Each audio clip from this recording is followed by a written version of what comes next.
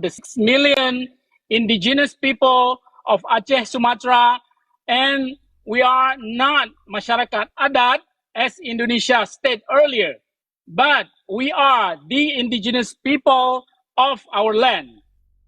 I come before you today to speak the truth, and many have tried to silence. The Indonesian government continue to violate the human right of Acehese people systematically, brutally, and without accountability. Just recently, Indonesia has deployed 6 additional battalions of military forces into Aceh for no reason, just to intimidate, suppress, and control our people. With this new wave of militarizations, community live in fear. Indigenous villages are being watched, voices are silenced, and the daily life is overshadowed by the threats of violence.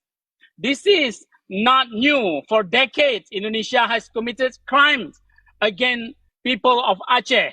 Mass killing, enforced disappearances, torture, rape, and displacements. Our land has been plundered. Our oil, gas, and forests taken without our consent and without benefit to our community. We are treated not as citizens, but as colony.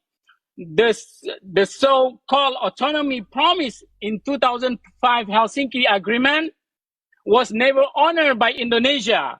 We are not allowed to raise our own flags. We are not free to teach our history. Our rights as indigenous nation are denied at every level. We declare clearly and firmly the solution is not more dialogue with Jakarta. The solution is independent. The people of Aceh have the right to be free from Indonesia occupation, from militarization, from exploitation. Article 3 and 4 of the UN Declaration on the Right of Indigenous People affirm our right to self-determination, and we are here to claim it.